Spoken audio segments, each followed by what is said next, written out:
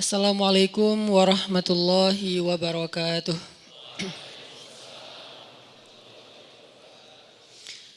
Alhamdulillahirabbil alamin.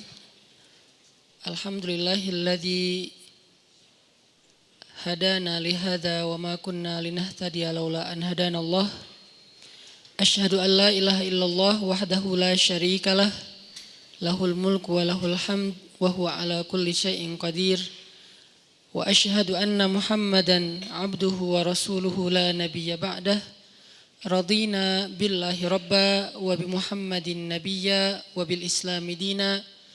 Rabbi syrah li sadri wa yassir li amri wahlul 'uqdatan min lisani yafqahu qawli. Allahumma salli wa sallim wa barik ala sayyidina Muhammadin wa ala alihi wa sahbihi ajma'in. Teman-teman sekalian, anak-anak muda Kota Bandung yang dirahmati Allah Subhanahu wa taala, barakallahu fiikum. Semoga Allah Subhanahu wa taala menjaga hati kita untuk selalu istiqomah di jalan Allah, hidup sebagai seorang muslim, hidup sebagai seorang hamba Allah, dan hidup sebagai seorang khalifatullah fil ard. Kita jadikan Islam bukan hanya ketika kita berada di dalam masjid, tapi Islam itu adalah cara hidup kita, Islam itu adalah selera kita, dan Islam itu adalah perilaku kita. Jadi Islam udah menjadi tes. Kalau kita memilih sesuatu itu, rasa yang kita inginkan itu adalah rasa atau cita rasa Islam. Terus juga perilaku kita, behavior kita, perilaku yang Islami, dan lifestyle kita juga lifestyle yang Islami. Arti lifestyle yang Islami bukan hanya simbol-simbol Islam, bukan hanya terpatok kepada slogan-slogan Islam, tapi lebih kepada konten dan substansi Islam. Sehingga kita menjadi seorang muslim yang kafatan, menjadi seorang muslim yang utuh. Arti utuh, dia tidak hanya menjadi muslim yang taat ketika berada di dalam masjid aja. Tapi dia menjadi muslim yang taat ketika di masjid, ketika di tempat kerja, ketika di kampus, di sekolah, ketika di tempat main, bahkan ketika lagi sendiri bersama dengan orang tercinta, dengan teman, atau bahkan ketika dia berada dalam keterasingan dengan orang-orang yang bikin dia gak nyaman. Dia tetap menjadi muslim. Mudah-mudahan Allah memahamkan kita lewat kajian-kajian yang rutin kita hadiri ini tentang syumuliyatul Islam, komprehensifnya Islam. Sehingga kita tidak lagi mereduksi Islam itu hanya dalam sisi-sisi ritual saja. Malam ini kita akan coba bedah satu hal yang mudah-mudahan jadi motivasi juga buat kita dalam menjalani hidup, sekaligus membangun persepsi tentang kebesaran Allah Subhanahu wa taala.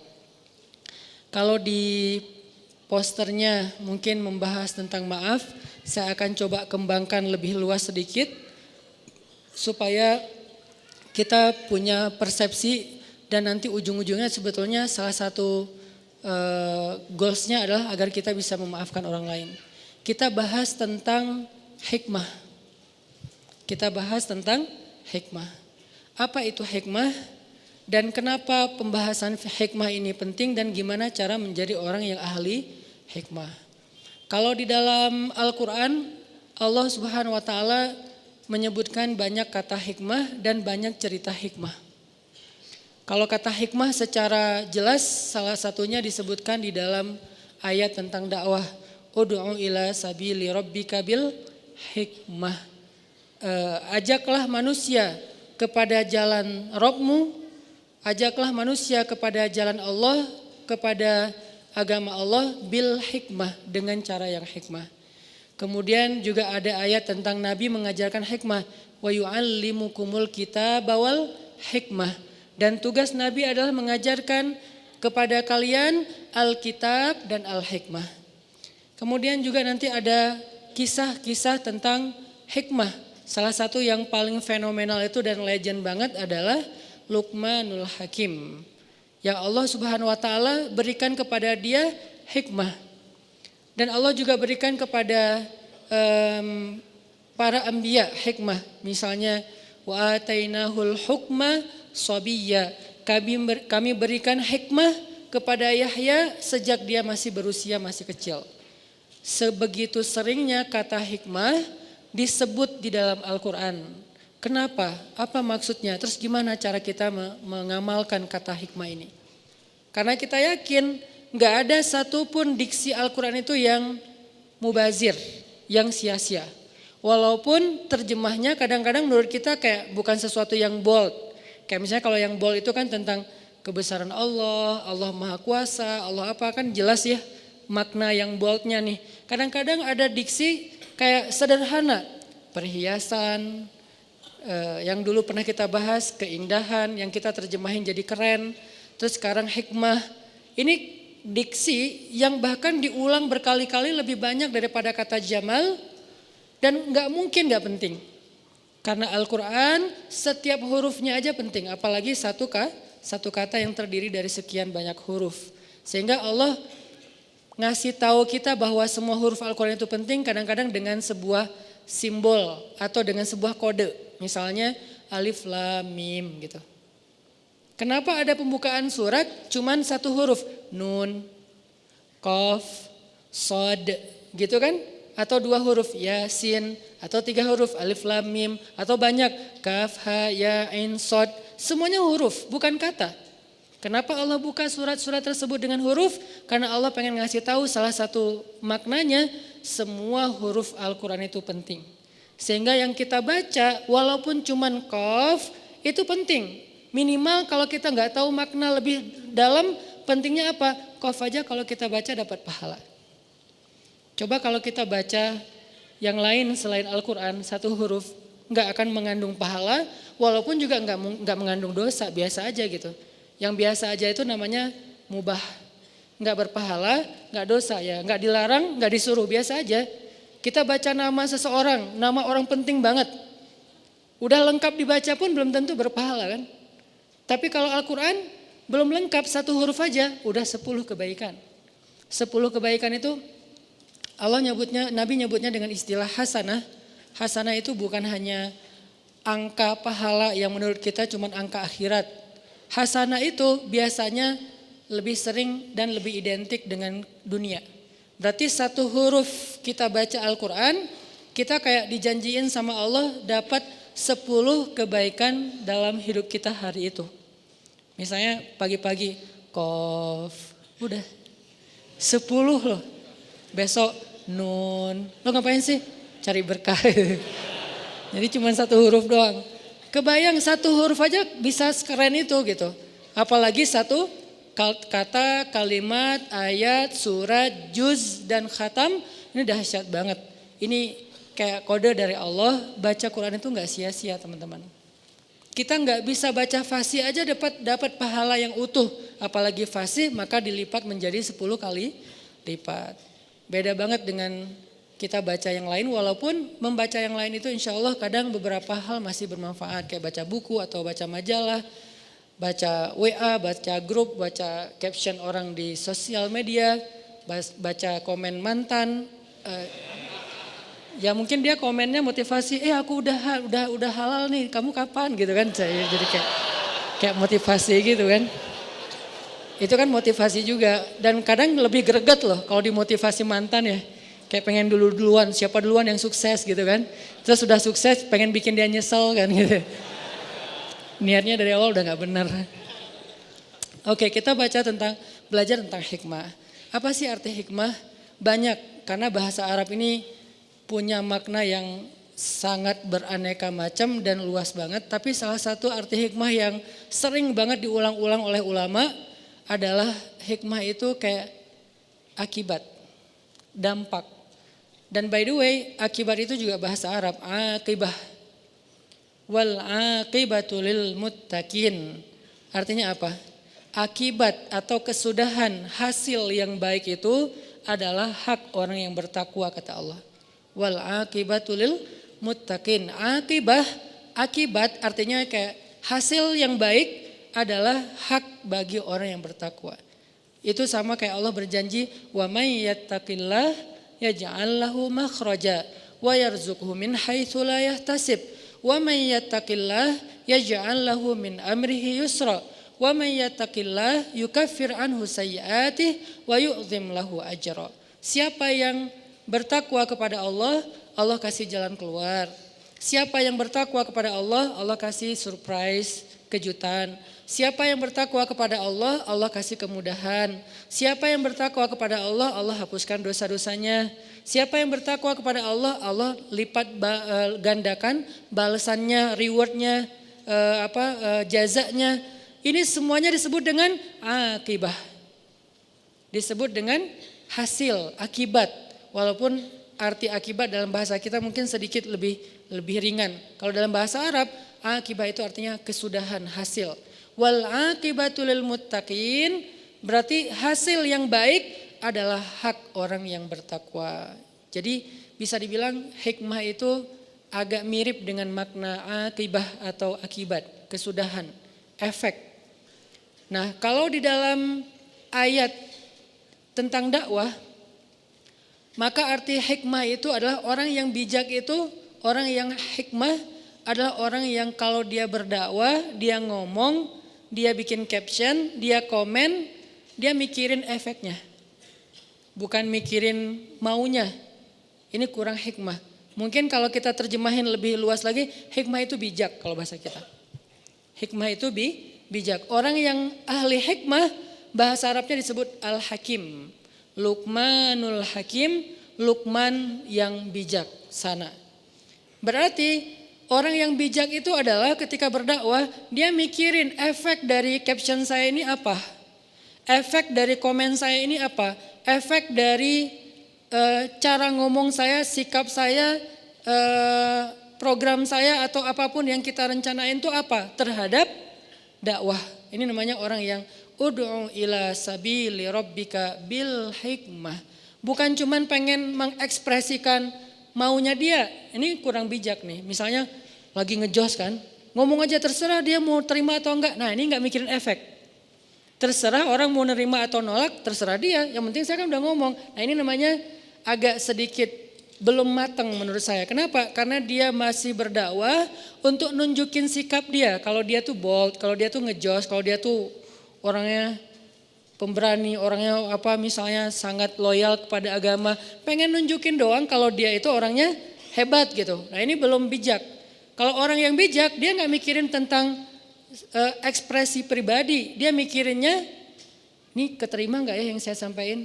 Nih kira-kira waktunya tepat nggak ya? Nih momennya udah pas belum ya?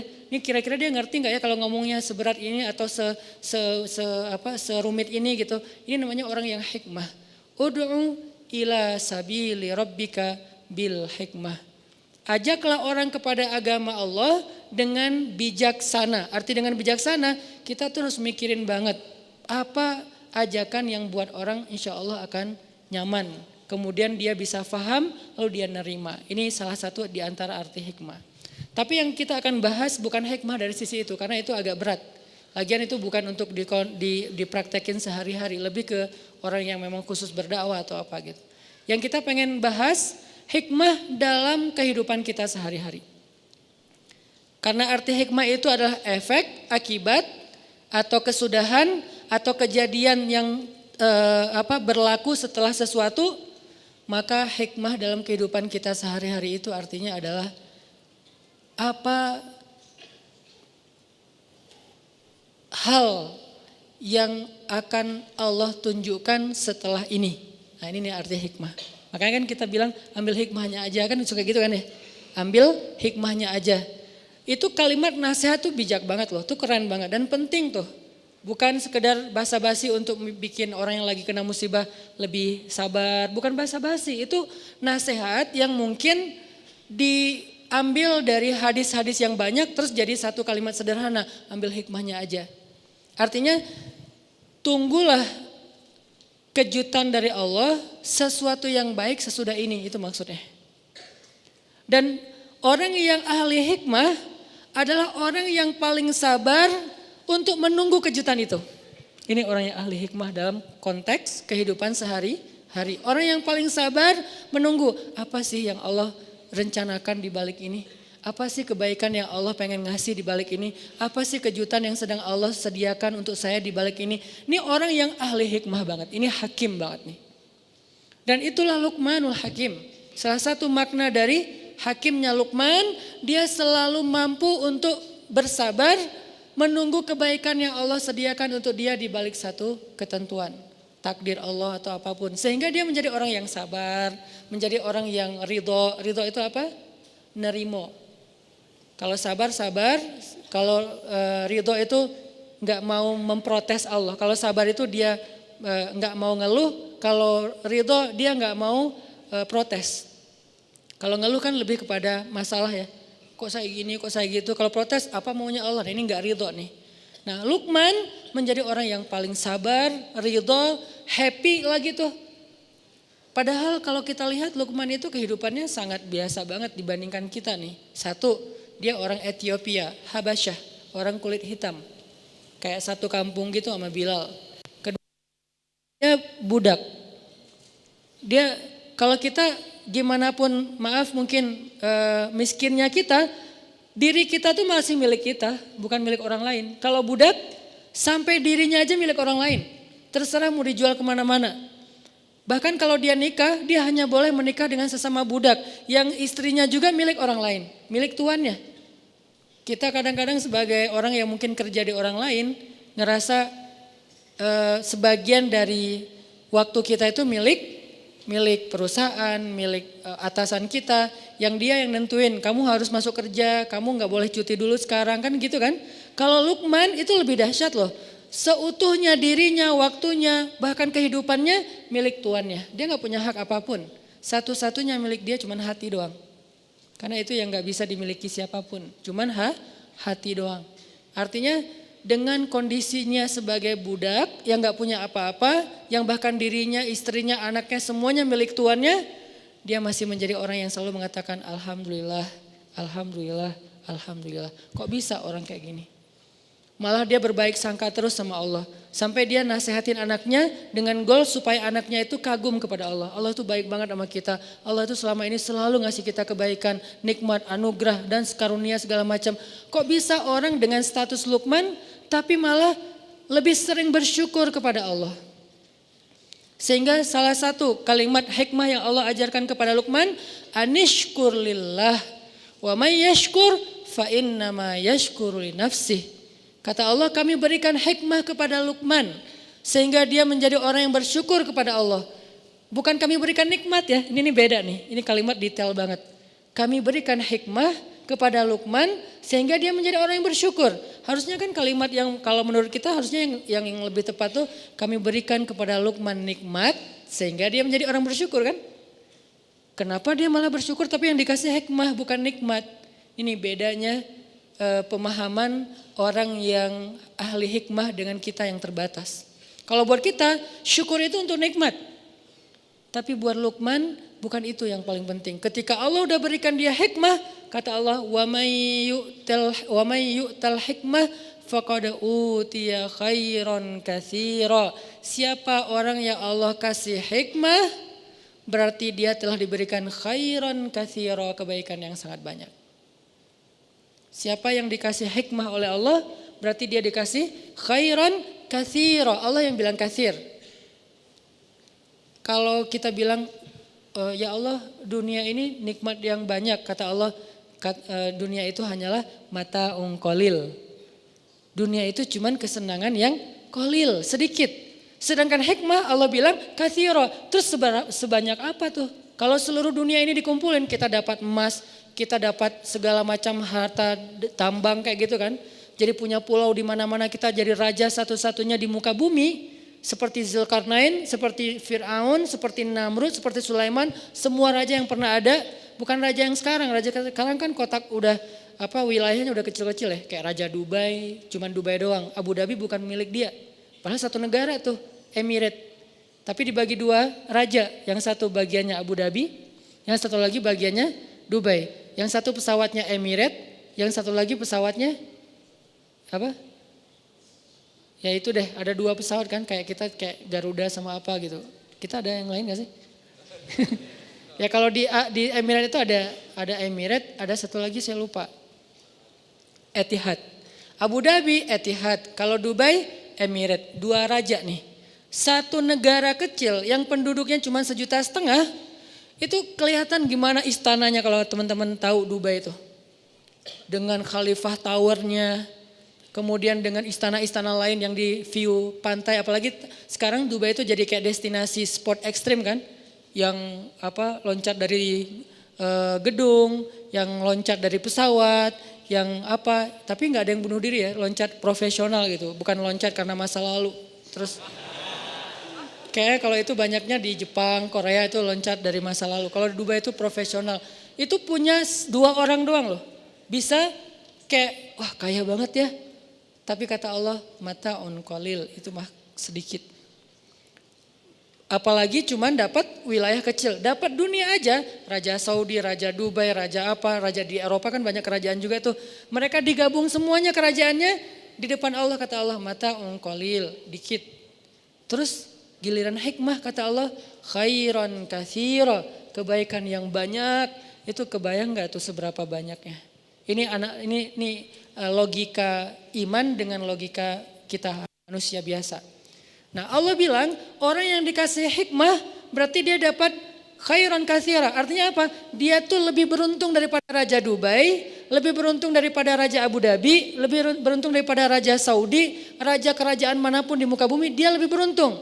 Makanya orang yang udah Allah kasih hikmah, dia menjadi orang yang paling bersyukur. Orang yang Allah kasih hikmah, dia menjadi orang yang paling bersyukur. Kenapa? Karena dia lebih beruntung dari raja-raja tadi. Oh sebegitu pentingnya hikmah Ustaz? Ya, makanya ketika Allah mengatakan kami berikan kepada Luqman hikmah anishkurlillah, berarti Luqman itu walaupun secara sosial statusnya budak, tapi dialah orang yang paling beruntung di muka bumi sehingga dia menjadi orang yang paling bersyukur. Gimana caranya? Apalagi kita yang bukan budak, gak semiskin Luqman. Hanya mungkin kita mengeluh karena gak tahu hikmah di balik ketentuan Allah terhadap diri kita. Jadi kalau Allah sayang kepada hamba, Allah gak ngasih nikmat supaya dia bersyukur. Itu biasa, oke itu kasih sayang Allah tapi yang kayak levelnya level receh lah tuh. Ada orang dikasih receh bahagia banget. Pas dikasih uang yang bukan bunyi koin, uangnya uang kertas, kok ini sih gak dikasih yang koin itu, kan aneh ya. Dikasih uang Rp1.000 atau Rp500, dia bersyukur, makasih hatur nuhun, makasih banyak, berkali-kali ngomong syukur. Sampai ngundang teman-temannya, aku dapat nih Rp500 gitu kan. Begitu dikasih 100.000, ya apa sih maunya Allah ngasihnya 100.000. Ini nih maksudnya. Jadi Allah kayak nawarin ini loh yang lebih baik daripada itu, mau gak aku berikan kepada kalian hikmah. Apa sih hikmah? Yang membuat Luqman sebagai budak merasa paling bahagia, paling beruntung, yang kata Allah adalah khairan katsira, kebaikan yang sangat banyak. Tadi balik lagi, hikmah itu adalah ketika kita bisa memahami kebaikan di balik semua ketentuan Allah Subhanahu wa taala. Mau itu anugerah ataupun musibah, semuanya baik, itu orang ahli hikmah. Nanti berlaku lagi di dalam hadis yang lain, ajaban li amril mu'min. Betapa menakjubkan orang yang beriman, itu hikmah tuh. Hidupnya semuanya baik, dikasih anugerah baik, dikasih musibah baik, sehingga dikasih anugerah dan musibah buat dia, semuanya diungkapkan dengan ridho. Bisa ridhonya dalam bahasa sabar, bisa ridhonya dalam bahasa syukur. Intinya dia ridho, saya terima ya Allah, saya terima ya Allah. Kan nerima itu enak ya, saya terima nikahnya kan enak kan ya. Masa saya tolak nikahnya, kan gak ada akad kayak gitu kan. Jarang banget ada yang orang ngomong saya terima nikahnya tapi cemberut. Jarang kan? Saya terima deh nikahnya. Gak ada kan orang kayak gitu. Rata-rata saya terima nikahnya tuh kayak calon mertua belum selesai ijab kita udah kabul gitu kan. Saya nikahkan, saya terima Pak gitu kan. Saking kayak lagi semangat banget gitu. Kadang-kadang kalau ada orang yang calon mertuanya mungkin orangnya kebiasaan pelan-pelan kalau ngomong. Ananda, saya sebagai ayahnya panjang ininya, atau kadang-kadang si MC-nya prolognya kepanjang banget, kapan akan nikahnya, keburu gempa, keburu apa, keburu kiamat gitu kan. Terus saya nggak sempat nikah lagi, pengen cepet-cepet. Makanya kalau si penghulunya bijak biasanya akad dulu nanti baru ceramah, biar mereka udah tenang dengerin nasihat. Beda dengerin nasihat tapi deg-degan. Ini akad jadi nggak sih? Ini akad jadi nggak sih? Udah sejam ceramah teh. Kenapa ini ceramah kesannya kayak dilama-lamain dan penceramahnya masih muda. Jangan-jangan kan bahaya banget gitu. Makanya pengen akad itu segera udah beres akad, si ceweknya kan hadir gitu kan. Duduk di sebelah, dengerin nasihat nasihat tentang pernikahan, khutbah nikah, itu tenang banget. Artinya saya terima ya Allah tuh kita kayak berakad dengan Allah. Ya Allah apapun yang kau berikan saya yakinlah itu kebaikan buat saya terima. Raditu billahi robba itu artinya. Wabi Muhammadin nabiyya wabil islami dinan. Artinya kita emang terima banget. Nah ini nih orang yang nerimo ini dia adalah buah dari ahli hikmah. Mengerti kebaikan di balik semua ketentuan Allah Subhanahu wa taala. Nah kita belajar tentang hikmah ini. Gimana sih biar jadi orang yang ahli hikmah. Kita bisa selalu yakin enggak apa-apa deh kayak gini ini kan qadarullah lah udah Allah tentukan kayak gitu. Enggak apa-apa tunggu aja bentar lagi ada kebaikan. Kayak gitu tuh. Kalau dikasih nikmat, anugerah ya wajar banget kita bisa langsung menebak alhamdulillah ini kebaikan. Tapi kalau dikasih ujian nih belajar hikmahnya tuh untuk itu. Belajar hikmah untuk kalau dikasih ujian, dikasih musibah, dikasih sesuatu yang menurut kita kayak bukan maunya kita gitu. Kan sering banget ya dalam hidup kita Allah tentuin sesuatu yang bukan maunya kita. Saya juga sering kayak ngerasa gak enak sama Allah. Ya Allah maafin saya kemarin udah salah sangka, kemarin saya ngeluh, kemarin saya salah paham, kemarin saya gak ngerti, kemarin saya ngomongnya gak baik. Pas Allah tentukan begini dalam hidup. Adegan paling kecil aja dalam kehidupan kita. Kita rencanain ini yang terjadi yang sebaliknya. Kita rencanain apa yang terjadi sebaliknya. Padahal kita udah ikhtiar maksimal dalam kerjaan, dalam kuliah, dalam apapun. Itu sering banget. Dan biasanya kalau kita sabar dikit, nanti kita akan tahu. Sabar ini artinya bukan diam ya. Sabar ini artinya jangan melenceng. Itu arti sabar. Tetap di situ, jangan melenceng, tetap on the track, jangan keluar dari syariat, jalan Allah. Syariat itu kan artinya jalan, syariat bahasa Arab itu artinya jalan. Jangan keluar dari jalan itu, jalan aja nggak apa-apa. Walaupun ada agak-agak badai dikit, gerimis dikit, terus mungkin ada godaan-godaan orang teriakin kita dikit, dibully, jalan aja. Bentar lagi kita akan ngelihat hikmah kebaikan yang Allah sediain. Kita sering mungkin kehilangan kebaikan hikmah karena kita gak sabar langsung belok. Ada masalah dikit, belok. Ada masalah sedikit, U-turn. Balik lagi ke tempat tadi, gak jadi deh. Padahal mungkin jarak kita dengan hikmah itu tinggal selangkah. Jarak kita dengan hikmah itu tinggal beberapa hari lagi. Setahun udah berjalan tinggal sehari lagi. Putus asa namanya, balik arah. Akhirnya kehilangan kebaikan yang Allah janjiin. Mana buktinya saya udah setahun nunggu. Padahal kalau dia nunggu sehari lagi dapat tuh. Sehari doang. Cuman kan kita nggak pernah tahu ya berapa lama. Dan itulah challenge-nya tuh di situ. Gimana dong Ustaz kalau kita nggak tahu?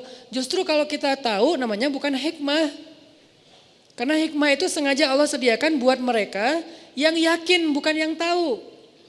Mereka tahu setelah mereka yakin. Bukan mereka yakin setelah mereka tahu. Yakin dulu ntar kamu akan tahu. Akan melihat buktinya. Nah ini yang disebut dengan iman. Jalannya hikmah. Hikmah itu kayak buah, iman itu adalah akarnya. Pohonnya ilmu. Nanti buahnya adalah hikmah salah satunya. Jadi gimana caranya kita jadi orang yang gak gampang ngeluh ketika Allah uji. Gak gampang putus asa. Gak gampang berbalik arah. Gak labil, tetap jalan di situ. Dan kalau perlu level paling tingginya, begitu Allah kasih musibah, bersyukur. Emang gak gampang sih, saya juga belum berhasil. Tapi setidaknya berbaik sangka dulu sebelum kita mampu bersyukur. Ya Allah, ganti dong musibah ini dengan yang lebih baik. Kan itu berbaik sangka kan dalam bahasa doa. Ya Allah, saya yakin Engkau kalau ngasih sesuatu yang ujian, hamba-Mu sabar, Engkau yang bilang sendiri di Al-Quran. Wabasyiris sabirin, sampaikan kejutan, berita gembira, kebaikan buat orang yang sabar. Manhum ya Rob, siapa orang yang sabar itu ya Allah? Kata Allah, orang yang alladzina idza asabathum musibah qalu inna lillah wa inna ilaihi raji'un. Kita ini milik Allah. Arti kita ini milik Allah, ya ikut ajalah sama Allah pemiliknya. Itu maksudnya bukan sekedar kalimat bin salabin ya.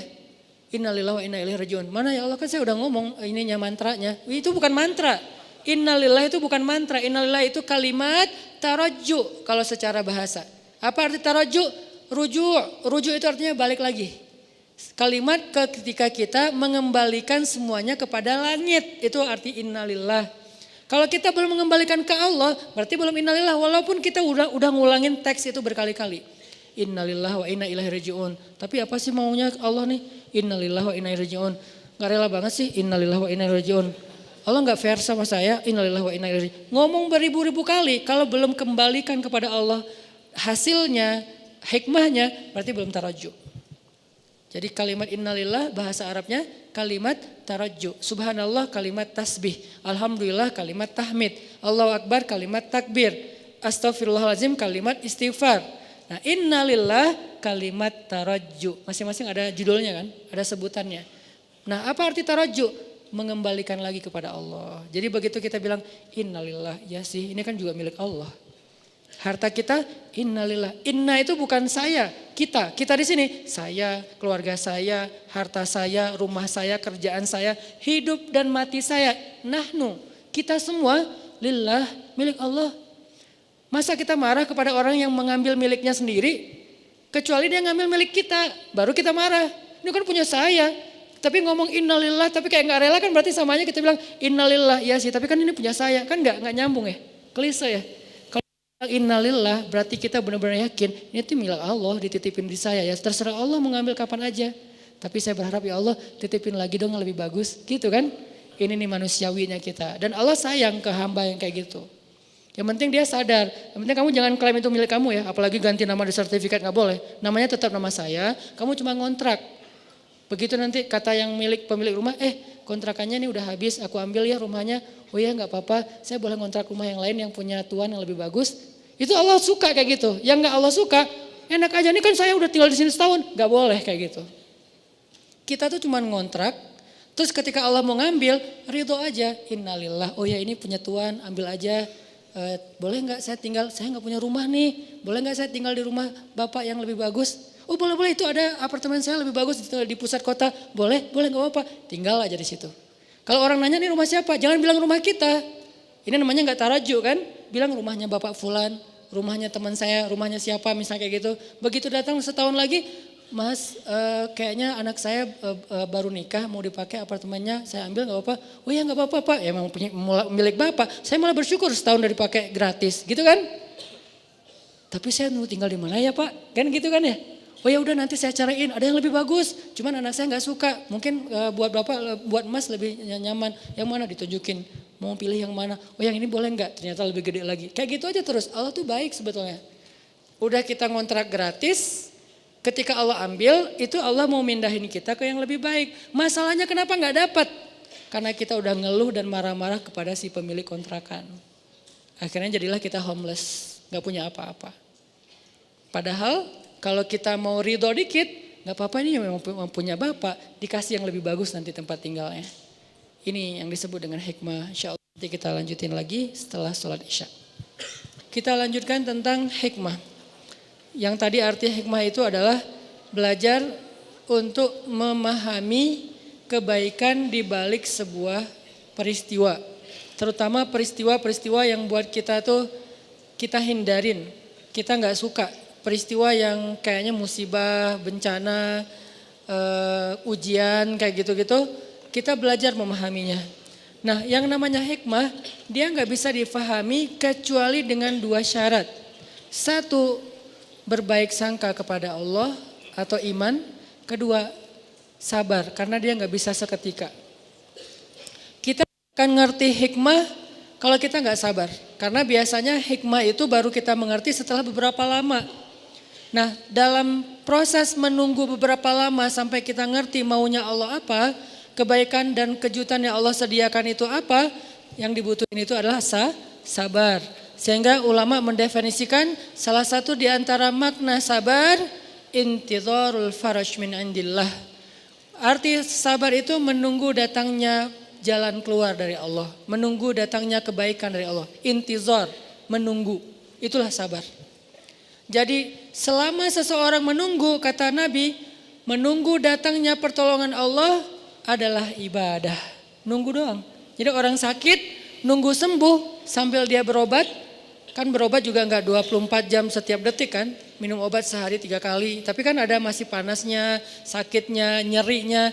Dia nunggu sampai proses berobatnya membuahkan hasil kesembuhan. Nunggu doang itu kayak ibadah. Kayak kita sholat, kayak kita zikir, kayak kita tilawah. Nunggu doang. Begitu juga ketika kita dikasih ujian, musibah, soal harta, soal fisik, soal perasaan kan 3 kan. Ba'sa, dorro, zulzilu. Ba'sa fisik, dorro harta, zulzilu itu perasaan. 3 model ujian yang semua orang ngalamin. Walaupun mana yang paling berat tergantung orang. Ada yang orang mungkin kalau diuji fisik langsung ngeluh. Ada orang kalau fisik nggak apa-apa, tapi kalau harta dia lemah di situ. Ada orang fisik nggak apa-apa, harta nggak apa-apa. Kalau perasaan dia langsung habis. Nggak kuat kalau diuji perasaan. Diuji perasaan itu apa? Banyak. Bisa diuji perasaan tentang rasa cinta, bisa diuji perasaan tentang rasa benci, bisa diuji perasaan tentang rasa marah, yang namanya perasaan.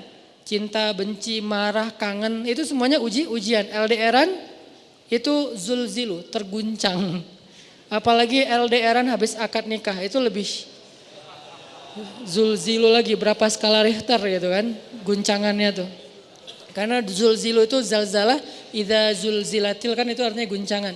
Cuman maksud guncangan di sini guncangan perasaan.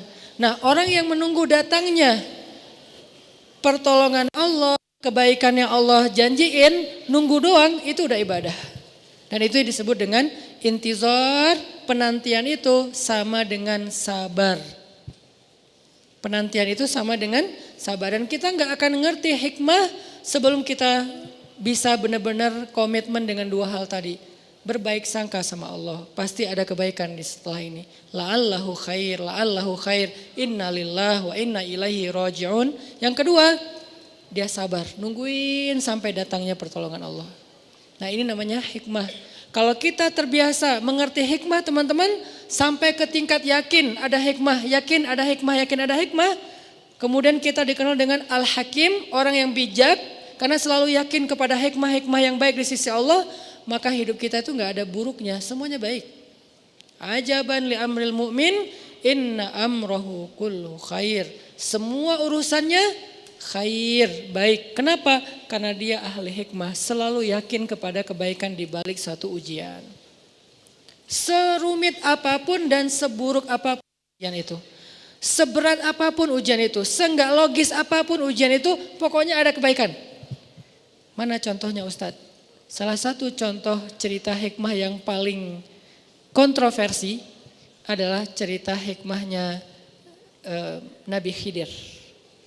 Itu cerita hikmah paling kontroversi. 3 adegannya, tiga-tiganya kontroversi. Kalau sekedar ujian anak yang kecil itu tiba-tiba meninggal, nggak kontroversi ya, namanya orang meninggal. Tapi ini dibunuh bukan meninggal. Kalau kapal itu tiba-tiba rusak, nggak kontroversi, tapi ini dirusak. Kalau rumah itu yang dibangun oleh Nabi Khidir itu rumah di kampung orang-orang yang soleh, itu nggak kontroversi. Ini rumah yang ada di kampung orang-orang yang tidak soleh, makanya kontroversi. Nah hidup kita kadang nggak sekontroversi Nabi Khidir. Berarti kalau terhadap apa yang terjadi kepada Nabi Khidir aja Musa harus bersabar, harusnya kita lebih sabar lagi terhadap apa yang kita alami dalam hidup. Sehingga ketika Musa protes, akhirnya Nabi Khidir bilang apa? Malam tasti', bukan tastati'. Udah disingkat sekarang. Tadi awal-awalnya tuh malam tastati'. Sekarang ujung-ujungnya malam tasti'. Artinya gak bisa banget sih. Kok gak bisa banget sih untuk sabar? Malam tasti' alaihi sabra. Akan aku jelaskan sekarang kepada kamu. Inilah penjelasannya kepada kamu. Apa yang kamu gak bisa banget untuk sabar menunggu penjelasannya. Nah ini cerita hikmah. Sehingga ketika Nabi Musa ditanya oleh seorang laki-laki Bani Israel, siapa orang yang paling banyak ilmu? Nabi Musa mengatakan saya. Ya ini namanya ilmu yang sifatnya fikih. Belum ilmu hikmah. Ilmu fikih itu ilmu hukum, halal, haram, boleh, enggak, hak, batil. Ini ilmu fikih, ilmu syariat. Nah ketika Nabi Musa ditanya siapa orang, Nabi Musa menjawab saya, maksudnya Saya yang paling mengerti syariat. Ya wajar karena Nabi Musa lah yang pertama sekali membawa agama Yahudi. Sehingga nggak ada orang yang lebih mengerti agama Yahudi daripada Nabi Musa. Bahkan Nabi Harun tidak lebih mengerti agama Yahudi daripada Nabi Musa. Kenapa?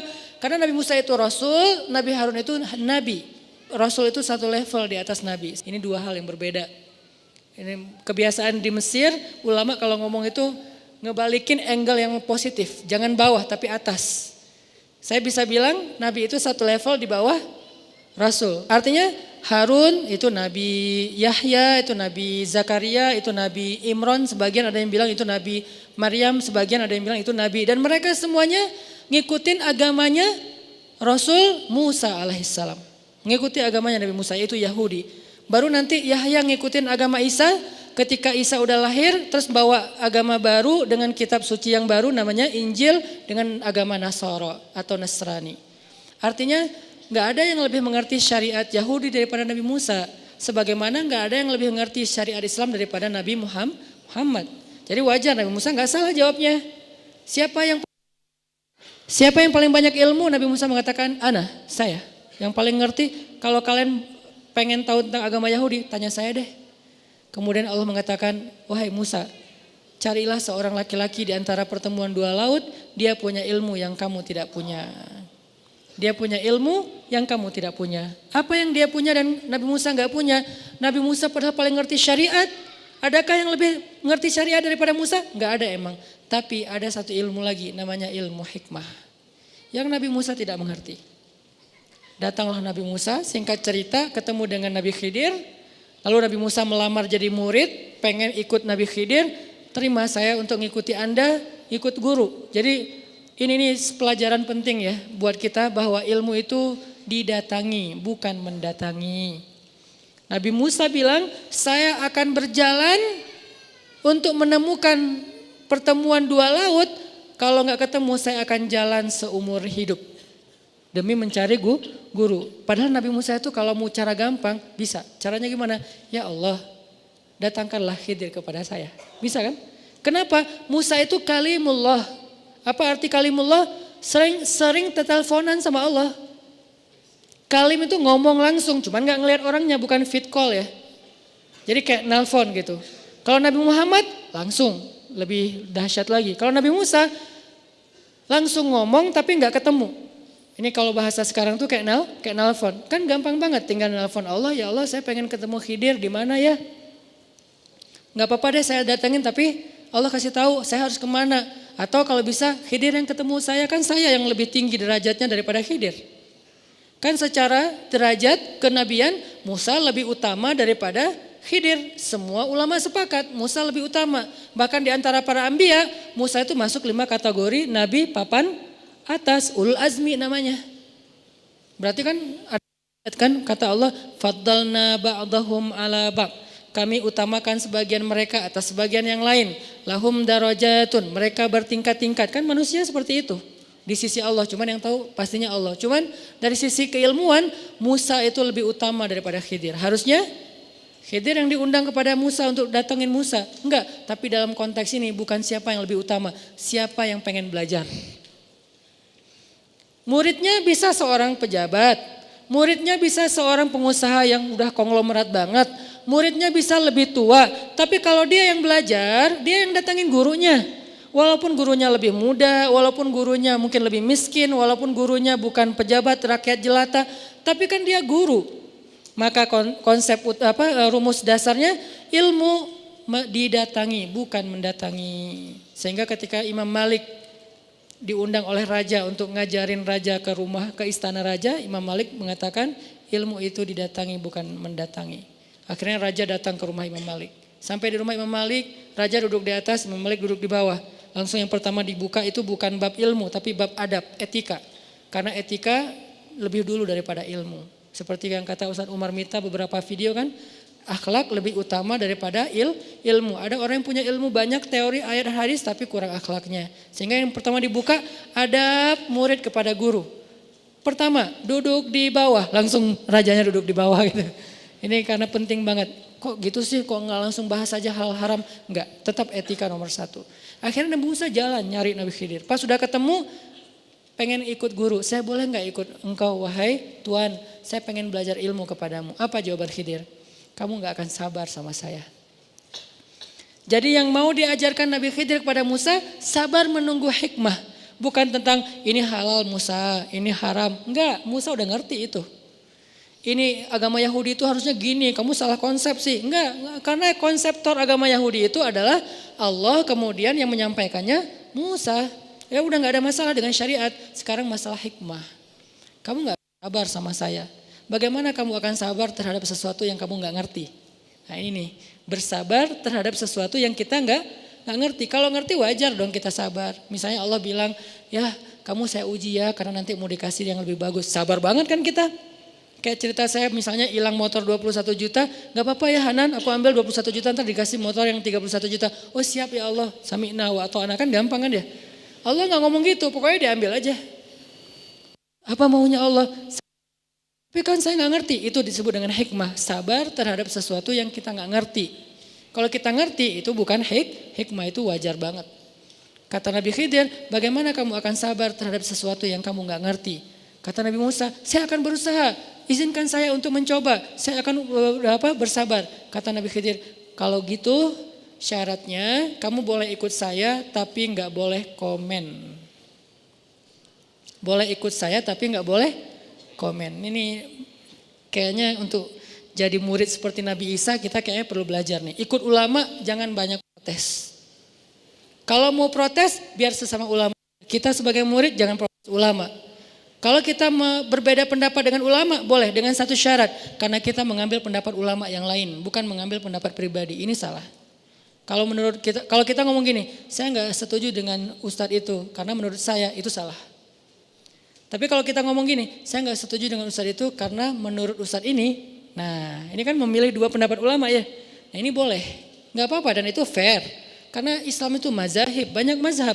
Saya nggak setuju dengan misalnya sholat yang nggak pakai kunut karena menurut kiai saya kunut itu adalah, nah ini boleh. Atau sebaliknya, saya nggak setuju dengan kiai yang kunut karena menurut ustaz saya nggak masalah karena kita memilih pendapat ulama. Tapi kalau kita bilang saya nggak setuju dengan doa itu karena menurut saya kita siapa? Nah kalau kita keras kepala, kekeh berdebat dengan ulama, maka bahasa Al-Quran untuk mereka dan itu ada di dalam surat Al-Luqman, nggak bijak banget. Seperti, maaf Allah mengumpamakannya seperti keledai. Inna angkarul aswat la sautul hamir. Seburuk-buruk suara itu suara keledai.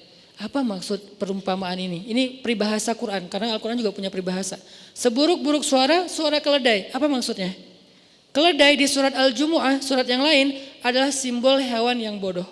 Makanya orang Arab kalau ngeledekin, kalau marah kepada orang lain, mereka nggak bilang maaf ya. Kalau di kita kan anjing misalnya gitu kan ya. Gitu kan ya. Kalau di mereka tuh enggak. Karena kalau dibilang anjing itu bukan ledekan. Itu biasa aja. Anjing itu dianggap hewan yang cerdas. Memang sih secara fikih dia najis. Tapi secara intelektual anjing ini cerdas gitu. Makanya dipakai berburu, dipakai banyak hal kan. Anjing bermanfaatnya banyak juga. Selain memang dia najis secara fikih. Najis itu bukan harus dibunuh. Najis itu nggak boleh kena liurnya, nggak boleh dipelihara dalam konteks tertentu. Tapi dia hewan yang cerdas, anjing itu. Hewan yang setia. Sehingga kalau orang dibilang anjing dalam bahasa Arab, itu artinya kamu setia, kamu cerdas misalnya. Enggak, canda. Jadi orang Arab tuh nggak bilang anjing loh, enggak, keledai loh. Nah kalau dibilang keledai itu berarti goblok. Berarti dia jahil, berarti dia bodoh. Makanya orang Arab kalau bilang, ya Umar, wahai keledai gitu. Saya pernah di MRT di Mesir gitu lagi, biasanya orang-orang Arab tuh kalau lagi desak-desakan suka marah. Ada yang marah-marah ngomong ke bapak yang kayaknya educated gitu ya lagi duduk. Ya Umar, wahai keledai. Si bapak itu dengan tenang bilang, fi Umar gairak hena? Ada keledai selain kamu di sini? Dia bilang, enggak ada. Ada. Salah. Dibilang enggak ada, berarti gua sendiri yang keledai. Kalau dibilang ada, berarti gua termasuk keledai juga dong. Nih bapaknya tuh keren banget logikanya. Akhirnya ketawa satu gerbong, udah selesai masalahnya. Jadi orang Arab tuh kalau ngomong bodoh, bahasanya keledai. Kenapa? Karena peribahasa surat Al-Jumu'ah seperti keledai yang membawa lembaran-lembaran ilmu. Dia bawa banyak kitab tapi nggak ngerti apa isinya, itu keledai. Sehingga ketika Allah ngasih perumpamaan lain, peribahasa lain, sebut suara adalah suara keledai. Maksudnya apa? Udah nggak punya ilmu, ngomongnya lantang, itu maksudnya. Udahlah nggak punya ilmu, tahu dalil baru satu hadis, innamal a'malu binniyat, tapi debatnya panjang. Itu kata Allah, inna angkarul aswat la sautul hamir. Seburuk-buruk suara, suara Kenapa kalimat itu ditaruh di surat Luqman? Karena itu simbol dari orang yang tidak bijaksana. Nanti setelah itu ada ayat tentang orang yang mendebat ulama, mendebat Allah tentang apa yang mereka nggak ngerti. Intinya adalah balik lagi, kamu nggak akan sabar. Kata Nabi Musa, saya akan usaha. Kata Nabi Khidir, kalau gitu jangan komen ya, kamu diam aja sampai saya jelaskan maksudnya. Siap, jalan nih. Nah ini artinya kalau kita mau ikut ulama, jangan komen. Jangan komen debat di postingan para ustadz. Ini lebih jelas lagi nih. Jangan komen debat di postingan bukan saya doang. Ini saya mewakili beberapa ustadz, termasuk ustadz siapapun lah di Indonesia ya. Yang menurut kita ilmu mereka lebih banyak, jangan komen. Kalau kita mau komen, doa, komen, support, komen, semangat, sharing, repost, nge-tag teman kita, oke. Tapi kalau komen, apaan nih, apaan segala macam, jangan. Kenapa? Karena kita bukan selevel dengan mereka. Tapi kan sekarang zamannya bebas, sosmed siapapun bisa komen. Iya, tapi kan semuanya ada etika. Kita pakai smartphone, maka jadilah smart netizen. Jangan sampai kita pakai smartphone, tapi tidak smart netizen. Harusnya kita minimal smart netizen sebelum kita nanti jadi smart citizen. Ini smart netizen ini ilmu akhlak yang diajarkan Nabi banget. Falyakul khairan aw liyasmut. Hendaklah dia komen yang baik-baik atau nggak usah follow, itu artinya. Kalau nggak bisa komen yang baik-baik, nggak usah follow, nggak usah ya. Udah nggak usah follow deh, daripada jadi modus kan ya. Nggak usah. Ini artinya jangan komen di depan, di hadapan ulama kecuali yang baik maksudnya. Nah jalan nih Musa, jalan ketemu laut. Khidir itu kan secara bahasa Arab panggilannya Nabi Khadar kan, orang Arab manggilnya Khadar, di Indonesia Khidir. Arti Khadar itu green, bukan Hulk ya. Green di sini karena kemanapun Nabi Khidir jalan, negeri yang tadinya tandus gersang jadi hijau. Jadi gerakan Go Green itu mungkin foundernya adalah Nabi Khidir gitu. Dari zaman dulu. Karena kemana beliau pergi jadi hijau, subur, berkah gitu. Sehingga orang semuanya sayang sama Nabi Khidir. Senang sama Nabi Khidir. Ada Khidir lewat semuanya pengen menjamu di rumahnya. Kenapa? Rumah yang dimasukin Nabi Khidir berkah. Ternak yang ditunggangi Nabi Khidir berkah, tiba-tiba jadi bisa ngeluarin susu, tiba-tiba ternak itu jadi gemuk. Ini Khidir, asal usul dari nama Khidir. Nggak tahu nama aslinya apa. Ini kayak nama panggung kalau kita ya, kayak nama sosmednya gitu. Cuman nggak ada underscore, udah aja Khidir. Terus jalan, ketemu laut, pengen nyebrang. Pas mau nyebrang, ada kayak bukan rakit, perahu kecil. Nabi Khidir minta izin kepada pemilik perahu, boleh kami numpang nyebrang? Karena Khidir ini udah viral, semua orang tahu. Anda siapa? Saya Khidir. Oh ya silakan. Biar perahunya berkah, malah gratis kan, supaya dapat berkah. Kayak postingan terakhir yang berkah, bukan angkanya, tapi kadang-kadang kita nyari berkahnya gitu. Udah aja, kadang-kadang kan kalau hitungannya hanya angka, begitu nggak berbayar atau bayarannya kurang kita anggap rugi kan ya. Padahal kalau nyari berkah, kadang-kadang begitu bayarannya kurang di sini, kita ikhlasin karena niat pengen nolong, nanti Allah ganti yang lebih besar. Ini pentingnya berkah nih. Jangan hanya mencari angka, walaupun angka tetap sesuatu yang memang diperbolehin dalam agama. Jalan nyebrang, nggak perlu bayar. Berdua sama Musa, jalan nyebrang sampai ke tujuan, udah nyebrang. Sebelum Nabi Khidir turun, Nabi Khidir ambil sesuatu alat untuk ngelubangin kapal. Orangnya diam aja. Dilubangin terus nama Nabi Khidir. Sampai udah bocor masuk air, pergi aja. Musa ngeliatin, maksudnya apa? Khidir jalan aja. Ini kenapa Khidir kok gak jelasin dulu? Karena lagi pengen ngajarin hikmah. Kalau dijelasin namanya bukan ngajarin hikmah, namanya ngajarin fikih. Kan fikih dijelasin dulu kan, biar kita tahu mana halal mana haram. Jelasin dulu di awal, ini halal ya, ini haram, jangan ya. Itu fikih, syariat. Kalau hikmah enggak kayak gitu. Hikmah itu kita dengan Allah. Makanya kalau kita pengen bisa komunikasi dengan Allah, kita tuh harus ngerti hikmah. Kalau dengan manusia, kita ngerti syariah. dengan manusia syariah. Makanya syariatnya kan suka gitu kan bahasa kita ya. Syariatnya sih gitu, tapi hikmahnya Allah yang tahu. Nah, artinya komunikasi dengan manusia halal, haram, hak, batil, boleh atau enggak itu syariat. Oke, itu penting. Tapi ada satu lagi, komunikasi dengan Allah hikmah. Sehingga enggak dijelasin dengan verbal, tapi dijelasin dengan sebuah kenyataan nanti yang akan terjadi. Jalan aja Khidir. Diprotes sama Musa. Anzir nih, tunggu. Saya pengen nanya, kenapa Anda lubangi perahu orang yang udah memberi kita tumpangan gratis? Kan ini nggak baik. Kata Khidir, bukankah aku udah bilang kamu nggak akan sabar? Ya udah deh. Ya maaf saya lupa, jangan marahin saya ketika la tu'akhizni. Jangan marah kepada saya karena saya lupa. Ya udah saya akan sabar kali yang akan datang. Beneran, jalan lagi. Oke, dimaafin. Jalan, ketemu anak kecil lagi pada main sama teman-temannya, dipegang sama Nabi Khidir, maaf dipatahin lehernya meninggal. Siapa sih yang nggak protes ngelihat adegan kayak gini kan ya? Tapi ini nggak boleh dicoba ya, nggak boleh tetap ada keterangan hanya oleh profesional gitu. Yang profesional hanya Nabi Khidir, kita nggak pro, jadi nggak boleh nyoba-nyoba. Kenapa lo lakuin itu? Khidir, latihan. Jangan bunuh orang dengan alasan Nabi Khidir. Nabi Khidir hanya khusus satu orang dan the one and only lah, nggak akan ada duanya. Patahin, meninggal. Nabi Musa marah. Ini kan anak nggak ada dosanya. Ayatnya kan gitu kan, dia nggak punya salah, nggak ada dosa. Kenapa kamu membunuh jiwa yang tidak punya dosa dan nggak ada alasan yang membolehkan membunuhnya? Bukankah saya udah bilang kamu nggak akan sabar? Ya udah, ini terakhir nih saya salah, kata Nabi Musa. Kalau saya ngomong lagi nanti tinggalkan saya. Ini terakhir, maaf. Udah jalan. Tapi Nabi Musa masih nggak bisa nyaman. Kenapa gitu ya? Aneh nih orang, saya benar nggak sih dapat guru kalau bahasa kita nih. Cuman Musa nggak sepolos itu lah, karena Musa pintar pasti ya. Cuman kayak apa maksudnya? Kenapa harus gini? Apa maksudnya? Jalan, udah malam. Sampai di sebuah kampung, sebuah negeri di tengah padang pasir. Dulu ada budaya istidhafah namanya. Dan itu budaya keren banget. Salah satu akhlak Islam itu istidhafah. Apa arti istidhafah?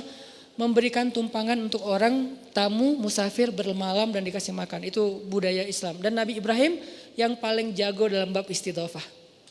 Nabi Ibrahim untuk istidhafah menyembelih 100 ekor onta setiap malam. Demi menyambut tamu, ngasih makan tamu, ngasih tempat tinggal tamu. Jadi bisa dibilang bapak perhotelan pertama dalam sejarah manusia, Ibrahim. Dia nyediain hotel untuk tamu sebanyak 100 ekor onta. Kira-kira 100 ekor onta berapa orang makannya? Ribuan kan? Berarti setiap malam ada ribuan pendatang, penziarah, tamu yang nginap di Al-Aqsa, di Al-Quds. Dan siapa yang memberikan fasilitas hotel ring 1 Al-Quds untuk mereka?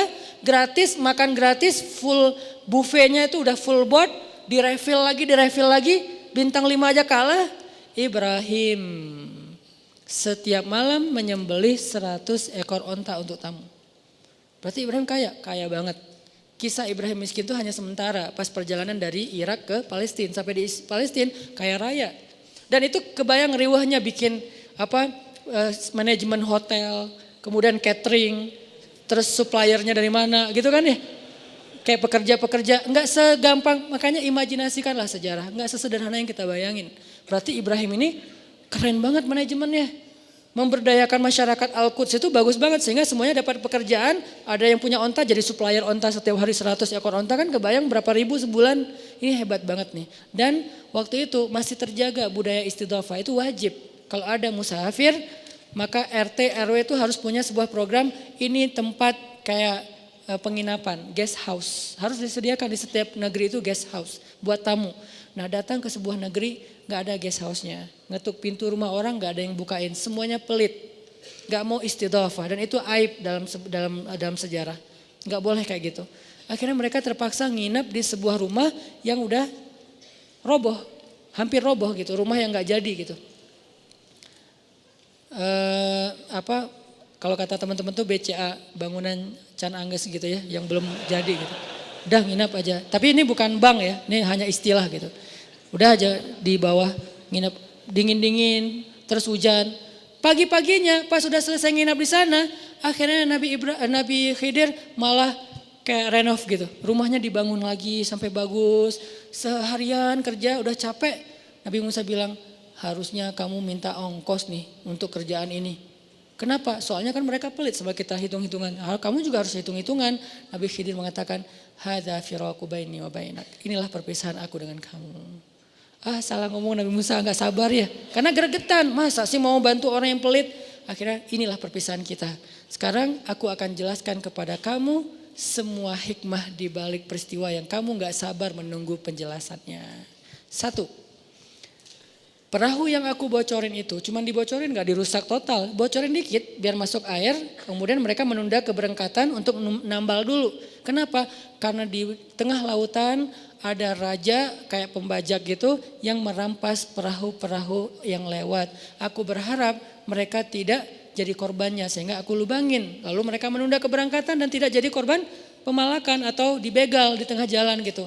Ini maksudnya. Berarti melubangi perahu adalah bentuk dari menolong nelayan. Kan ini hikmah ya. Kadang hidup kita kayak gitu. Ada lubang yang Allah kasih dalam kehidupan kita untuk menolong kita dari musibah yang lebih besar lagi. Tapi kapan kita tahu? Setelah kita bersabar dan berbaik sangka kepada Allah. Itu hikmah. Yang kedua, apa nih alasannya nih? Bunuh orang. Anak itu kalau nanti dewasa dia akan jadi anak yang durhaka.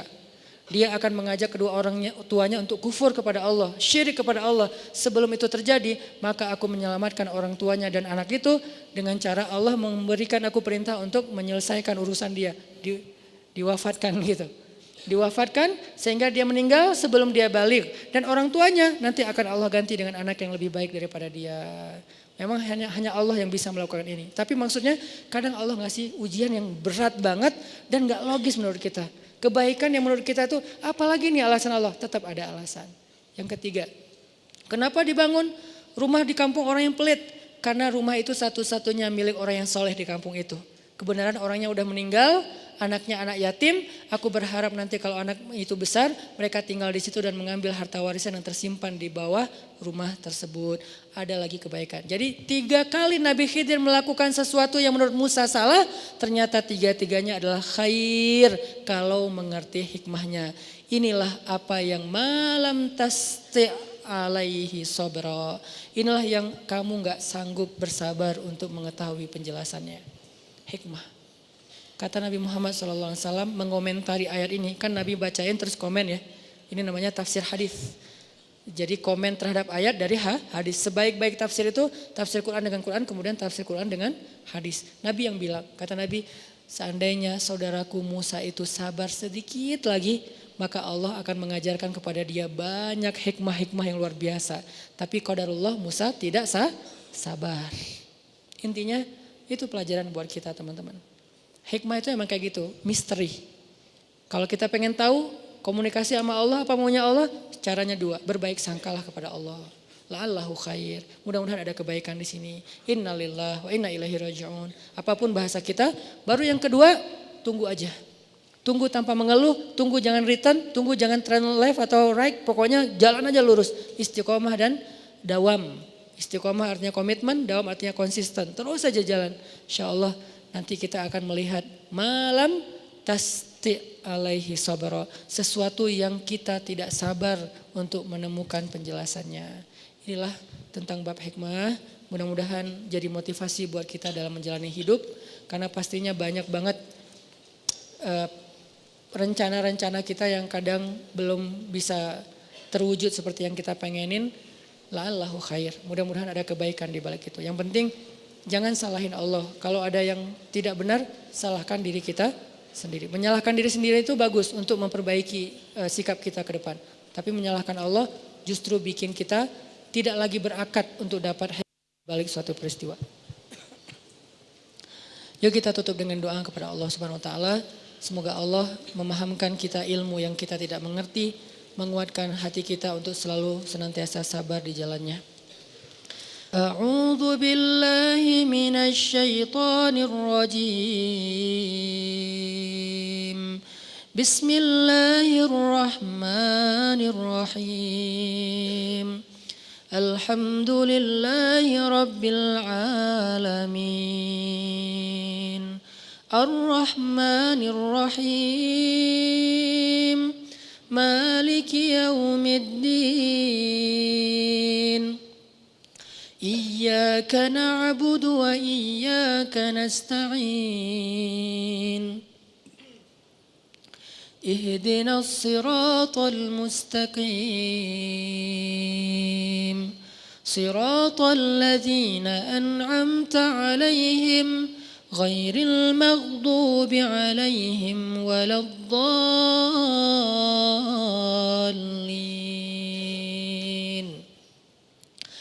Duhai Allah, Anta Rabbuna, Engkaulah Rabb kami ya Allah. Aslamna, kepadamulah kami menyerahkan diri kami ya Allah. Wa bika amanna, dan kepadamulah kami yakin ya Allah. Wa ilaika anabna, dan kepadamulah kami kembali ya Allah.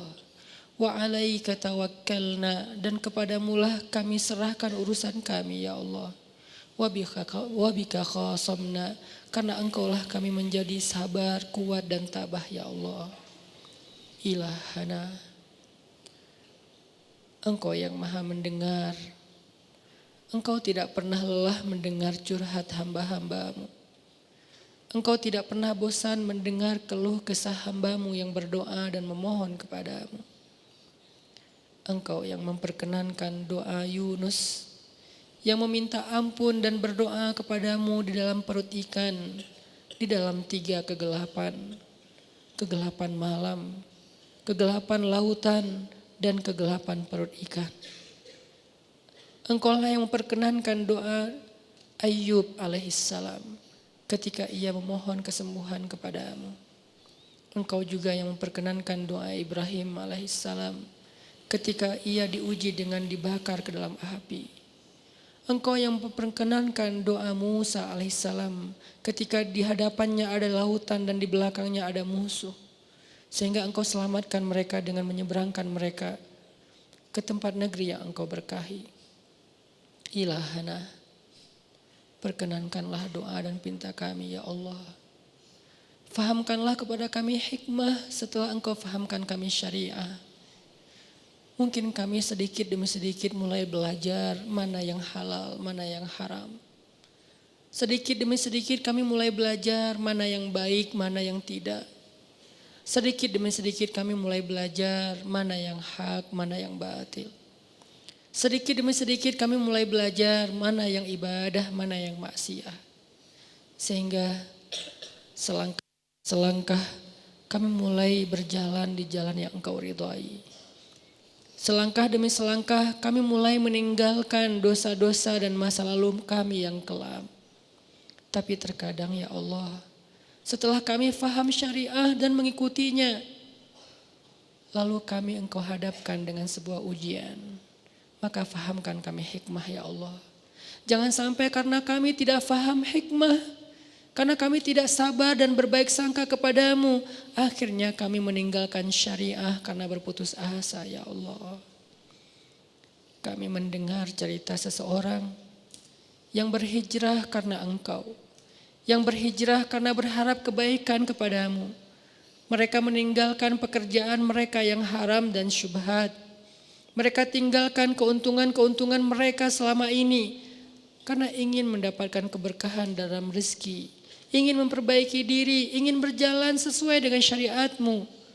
Tapi setelah mereka menjalani itu, mereka mendapati ujian baru. Ternyata jalanmu tidak semudah yang mereka bayangkan. Rezeki mereka tidak lantas langsung engkau ganti dengan yang lebih besar daripada yang sudah mereka tinggalkan. Tiba-tiba mereka mengeluh. Tiba-tiba mereka mencari tersangka. Dan na'udzubillah, terkadang mereka menjadikan engkau sebagai tersangka. Mereka marah kepadamu, mereka murka kepadamu, mereka mengatakan engkau tidak adil. Lalu mereka berbalik arah lagi karena kecewa dan berputus asa. Itu karena mereka mengerti syariah, tetapi mereka tidak mengerti hikmah ya Allah. Sehingga mereka berputus asa dari rahmat-Mu ya Allah. Ada sebagian kami pernah mendengar cerita seseorang yang tiba-tiba sadar mendengar nasihat dari seorang ustadz tentang pentingnya menutup aurat. Lalu tiba-tiba dia berhijab, hijabnya syar'i. Dia berhijab, dia menutup auratnya, dia hapus semua foto dan apa yang pernah dia upload di sosial media, ya Allah. Dia mencoba untuk total dalam hijrahnya.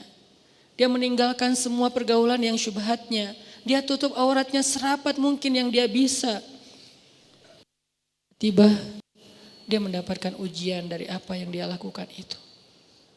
Manajemen meninggalkannya, pekerjaan meninggalkannya, teman-teman meninggalkannya, keluarga sebagian meninggalkannya, sehingga dia merasa sendiri. Akhirnya dia berputus asa dan kembali membuka hijabnya, ya Allah. Itu karena dia mengerti syariat tetapi dia tidak memahami hikmah. Fahamkan kami hikmah setelah syariah, ya Allah. Agar kami istiqomah menjalankan syariah-Mu, ya Allah. Agar kami senantiasa sabar dan tabah di jalan-Mu walaupun mungkin Engkau berikan sedikit ujian yang kemudian kesudahannya adalah kebaikan. Beri kami hikmahnya Luqmanul Hakim. Walaupun seorang budak tapi dia adalah hamba yang paling banyak bersyukur. Sedangkan kami bukan budak, kami manusia merdeka. Kami Engkau berikan banyak harta tapi masih mengeluh karena kami tidak mengerti hikmah, ya Allah. Kami takut, ya Allah, jika sewaktu hari kami berputus asa dari rahmat-Mu lalu kembali kepada masa lalu yang telah kami tinggalkan sekian lama. Dan saat itulah malaikat Israel mendatangi kami, maka menjadi su'ul khatimah, ya Allah. Ilaika aslamna wa alaika tawakkalna wa ilaika anabna. Iyyaka na'budu wa iyyaka nasta'in. Kepadamu kami serahkan diri kami, kepadamu kami bergantung dan serahkan urusan kami, kepadamu kami kembali, ya Allah. Engkau saja satu-satunya harapan kami, kepadamu kami meminta, ya Allah. Fahamkan kami hikmah. Ada di antara kami yang meninggalkan hubungan-hubungan yang tidak halal demi untuk menghijrahkan diri kami dan mendapatkan ridha-Mu. Tapi setelah itu kadang kami mendapatkan ujian yang berat. Kami bukan hanya meninggalkan mereka, tapi kehilangan mereka, ya Allah. Jangan biarkan kami berputus asa lalu murka kepadamu. Karena tidak ada yang rugi atas kemurkaan kami kepadamu selain diri kami sendiri, ya Allah. Kuatkan kesabaran dan ketabahan kami dengan hikmah, dengan kebijaksanaan. Karena kami selalu berbaik sangka kepadamu. Karena kami selalu sabar menunggu kejutan darimu. Ajarkan kami hikmah tentang bahwa Engkau tidak pernah mengecewakan hamba-Mu. Ajarkan kami hikmah tentang tidak ada yang kemudian datang kepadamu pulang dengan tangan kosong, ya Allah. Ajarkan kami hikmah tentang Siti Hajar yang ditinggalkan oleh suaminya di tengah padang pasir dengan bayinya tanpa bekal apapun, tidak punya siapapun. Kemudian dia bertanya kepada suaminya, Allahu amaraka bihadza? Allahkah yang menyuruhmu melakukan ini, wahai Ibrahim? Setelah dia tahu ini adalah perintahmu, maka dia menjadi ahli hikmah dan mengatakan, famdi lai yudayyi'anallahu idan. Berangkatlah wahai suamiku, Allah tidak akan mengecewakan kami. Maka hikmah inilah yang membuat engkau menunjukkan banyak keajaiban dalam peristiwa itu kepada Hajar dan Ismail. Ajarkan kami hikmah itu, ya Allah. Rabbana la tuzigh qulubana ba'da idh hadaitana. Ya Allah, jangan biarkan hati kami tergelincir lagi setelah Engkau beri kami petunjuk syariat. Tergelincir karena kami tidak mengerti hikmah. Rabbana atina fid dunya hasanah wa fil akhirati hasanah wa qina adzabannar. Subhanakallahumma wa bihamdika asyhadu an la ilaha illa anta astaghfiruka wa atubu ilaik. Billahi taufiq wal hidayah. Makasih buat teman-teman semuanya. Assalamualaikum warahmatullahi wabarakatuh.